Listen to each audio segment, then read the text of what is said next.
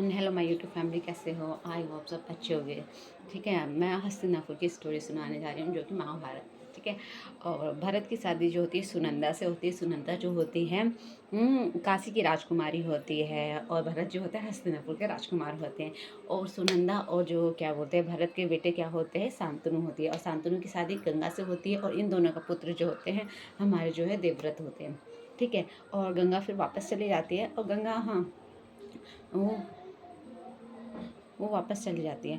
फिर गंगा अपने पिता सॉरी देवव्रत अपने पिता की शादी जो होते हैं, शांतनु की शादी जो होती है सत्यवती से करवाती है, जो कि दास राज के पुत्री होती है। हाँ, वो कहता है एक ही शर्त पे वो अपनी बेटी की शादी करने के लिए तैयार होता है।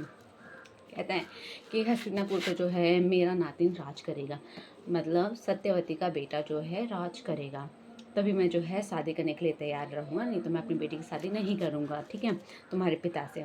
तो वो कहता है ठीक है, वो इस बात को एक्सेप्ट कर लेता है, और अपने बेटे का अपने पिता के लिए जो है सत्यवती को लेकर जाता है हस्तिनापुर, और वहीं पे जो है शादी का प्रस्ताव देता है।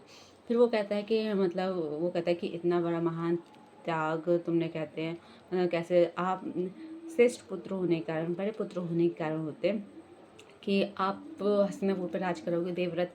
बट वो जो है दास राज को जो है वो आजीवन शादी ना करने का वचन देता है। और ये महानता देखकर शांतनु और क्या बोलते हैं सत्यवती बहुत ही उसको चौकट हो जाते हैं, और तभी शांतनु जो है उसे इच्छा मृत्यु का वरदान देता है। ठीक है, अब हस्तिनापुर के सामने ये समस्या खड़ी आई कि आने वाला सत्यवती का बेटा वो राजी योग होगा कि नहीं होगा हस्तिनापुर का। हाँ, तो उस पर भी जो है सब चर्चा करते हैं। तो वहाँ पे भी पितामह भीष्म कसम देते, कहते हैं मैं अपने मृत्यु जब तक नहीं त्यागूंगा, जब तक मुझे ना महसूस हो, मतलब जब तक मुझे पता ना चले कि हस्तिनापुर सुरक्षित हो। जब सुरक्षित होगा जब भी मैं अपना जो है मतलब अपना प्राण त्यागूंगा। इनके महानता को भी देख के सब हैरान हुए। तो सत्यवती और शांतनु के दो बेटे होते हैं, चित्रांगद और विचित्रवीर। और चित्रांगद की जो होती है मौत हो जाती है, मतलब युद्ध में मौत हो जाती है।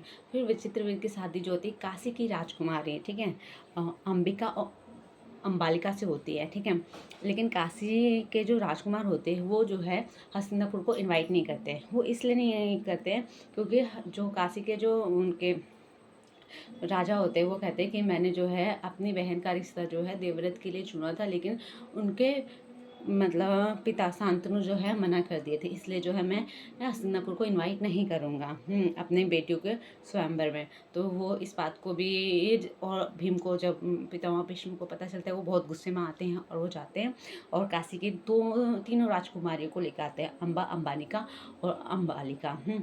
तो जिसके कारण अम्बा जो होती है वो मतलब वो किसी और से प्यार करती है, स्वेल से प्यार करती है, जिसके कारण वो उसे छोड़ देता है। ठीक है, लास्ट में ये जो है पितामह भीष्म का मरने का कारण बनती है। ठीक है, सिकंदी सिकंदी का जन्म लेके वो आती है।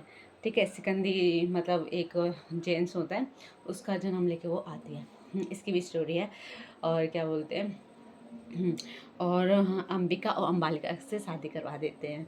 हाँ, विचित्रवीर की शादी हो जाती है, लेकिन वो स्वस्थ न होने के कारण मतलब अंबिका और अम्बालिका विधवा हो जाती है, वो मर जाता है विचित्रवीर। और विचित्रवीर मिल जाता है, लेकिन अब फिर प्रजा के सामने खड़े हुए कि जो है हस्तिनापुर का शासन कौन करेगा, फिर राज्य शासन कैसे चलेगा। तो इसके लिए जो है सत्यवती भीम को कहती है कि आप जो है अंबिका और अम्बालिका से शादी कर लो। वो मना कर देता है, कहता है कि नहीं मैं नहीं कर सकता, मैंने आजीवन जो है शादी ना करने का प्रण लिया है। हाँ, तो कहते हैं फिर राज्य कैसे चलेगा। हाँ, तो फिर वो दूसरा रास्ता वो कहते हैं कि सत्यवती कहते हैं जाओ मेरे पुत्र हो गए वेद व्यास, उन्हें बुला के लेके आओ। हाँ, जो कि कुंवारे पे वो होती हैं। हाँ, तो वो वेद व्यास को बुलाने जाती है। ठीक है, और फिर जो कि सरासर नहीं परसर के वो पुत्र होते हैं, परसर और सत्यवती का वो पुत्र होता है कुंवारी का। हाँ, जैसे सत्यवती होती है वो नाव चलाती है, नाव चलाती है, वहाँ पे जो परसर जो है एक साधु के भेष में आते हैं, वो उसे देख के मोहित हो जाता है। तो वो कहता है कि हाँ, और वो ये भी बताता है कि भारत का जो भी है संसार तुम्हारे उससे ही चलेगा, तुम्हारे कोख से ही चलेगा। हाँ, तो परसर कहते हैं, परसर उसे बताते हैं सत्यवती का तुम्हारे सर पे, तुम्हारे कंधे पे जो है मतलब हस्तिनापुर मतलब भरत राज्य का जो है पूरा भार तुम्हारे सर पे ही है। वो कहते कैसे तो फिर वो एक क्या तो वो बताते हैं, वो सब बता देते हैं, उनका फ्यूचर हाथ पकड़ के फ्यूचर सब बता देते हैं। तो कहते हैं ये तुम्हारा जो है मैं एक मतलब पुत्र दे रहा हूँ। तो वो कहते हैं कि मैं तो कुंवारी हूँ, मेरे पे मतलब क्या कहेंगे क्या नहीं। वो कहते हैं टेंशन ना लो, तुम्हारी कुंवारीपन पे नहीं होगा। तो फिर उसको वो हाथ में एक बेबी देते हैं, ठीक है, जिसका नाम होता है वेद व्यास। हाँ, और वही वेद व्यास को जो कि परसर और क्या होता है सत्यवती का पुत्र होता है।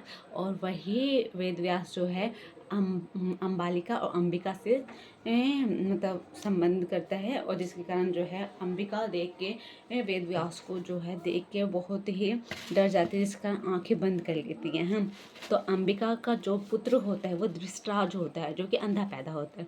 और अंबालिका भी देख के उसे थोड़ा सा डर जाती है, आंखें नहीं बंद करती, वो डर जाती है, जिसके कारण उसका पांडु नाम होता है। और उसका पुत्र जो कि अस्वस्थ रहता है, स्वस्थ नहीं रहता, अस्वस्थ रहता है। हाँ, फिर जो है वो जाके वेद व्यास बता देता है अपनी माता को, सत्यवती को। वो कहता है कि तुम्हारे मतलब 2 पोते तो होंगे, लेकिन क्या बोलते हैं एक अंधा होगा और एक अस्वस्थ रहेगा। तो फिर वो फिर दोबारा समझा के दोनों को भेजती है, लेकिन वो दोनों क्या करती है, नहीं जाती। अंबिका और अंबालिका नहीं जाती, वो अपनी जगह दास को भेज देती है, जिसके कारण वो स्वस्थ, वो डरती नहीं है वेद व्यास को देख के। और जिसके कारण वो स्वस्थ पैदा होता है और बिल्कुल ही हर चीज़ में मतलब हर चीज़ में वो मतलब बहुत ही इंटेलिजेंट रहता है। तो उसका नाम होता है विदुर, जो कि वो दास होता है, दास का बेटा दास ही कहलाएगा, है ना। तो ये तीनों ही जाते हैं मतलब शिक्षा ग्रहण करते हैं, ठीक है। फिर शिक्षा ग्रहण के बाद वो आते हैं राज्य में। तो लेकिन धृतराज अंधा होने के कारण जो है राज्य तो नहीं चल सकता, तो जिसके कारण पांडु को बैठा दिया जाता है हस्तिनापुर पे।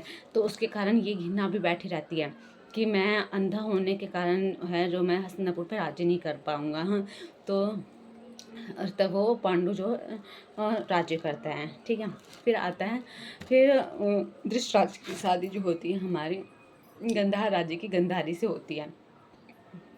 भीम जाते हैं वहाँ पे और धृतराज भीम जाते हैं गंधार राज, और वो कहते हैं मतलब गंधार राज से कहते हैं कि मुझे आपकी बेटी जो है मेरे को अपने भाई मतलब बड़े भाई के लिए चाहिए, धृतराज के लिए। वहीं पे शकुनी मामा भी होते हैं, वो लोग चेस्ट खेलते हैं। वो कहते हैं कि धृतराज के लिए ही क्यों, पांडु के लिए क्यों नहीं। हाँ, तो जब तक उसकी बहन आती है तो वो कहती है नहीं, मैं बहुत भाग्य हूँ कि मुझे धृतराज जैसे पति मिल रहे हैं। और वो बहुत ही बलवान है धृतराज। हाँ, बहुत ही मतलब बलवान रहता है, इसलिए वो कहते हैं कि मुझे मेरे पति ही, अगर मेरी सुंदरता भी चली जाएगी ना तो मेरे पति मुझे देख के ऐसे नहीं करेंगे, तो दूसरे पटरानियों के पास नहीं जाएंगे हम। तो इस बात के लिए, और उसी टाइम से वो गंधार राज्य से निकलती है, तो उसी टाइम अपने आँख पे पट्टी बांध के निकलती, कहती जब मेरे पति ये दुनिया नहीं देख पा रहे तो मैं देखूँ। इसलिए वो फिर पितामह, वो शिव भक्त रहती है, वो पितामह भीष्म के साथ वो चली जाती है। हाँ, और शकुनी मामा को इसी बात पे गुस्सा आता है कि मेरी बहन की शादी जो है अंधे भाई के लिए रिश्ता लेके आए पितामह भीष्म। इसी बात के लिए वो बहुत ही मतलब गुस्सा होते हैं। फिर जो हमारी पांडु की शादी होती है, पांडु जी की शादी जो है कुंती और माद्री से होती है। अब कुंती जो होती है वो होती है मथुरा के सूरसेन की बेटी होती है कुंती, जो कि उसका नाम होता है पृथा। और बाद में जो है वो अपने भाई को भेज देती है, क्योंकि वो संतानहीन के कारण जो है अपने भाई को मतलब पृथा को दान कर देता है। और कुंती भोज होने के कारण जो है उसको जो है वहाँ पे दे देते हैं, वो दे देती हैं क्या। हम्म, हाँ, तो मतलब सूरसेन दे देते हैं मतलब कुंती भोज को, वहाँ पे जो है उसका नाम कुंती रखते हैं। और कुंती जो होती है मतलब वहाँ पे बहुत ही सेविका करती है। तो दुर्वास आते हैं, दुर्वासा जी आते हैं, कुंती उनकी बहुत ही सेवा करती है। और जिसके कारण दुर्वासा जी मतलब दुर्वासा जी एक उन्हें मंत्र देते हैं। हाँ, वो कहते हैं तुम किसी भी भगवान को बुलाना चाहो वो आ जाएंगे। हाँ, तो वो इसी बात पे क्या कहती है, वो आजमाने के लिए वो क्या बोलते हैं सूरज भगवान को बुलाते हैं। तो सूरज भगवान को बुलाती है, जल मतलब चढ़ाती है, फिर सूरज भगवान को बुलाती है। फिर सूरज भगवान को कहते हैं कि आते सूरज भगवान को कहते क्या बेटी क्या हुआ, मांगो जो तुम्हें मांगना है। तो कहते नहीं मुझे कुछ नहीं चाहिए, बस मैं आ जाऊँ। हाँ दी।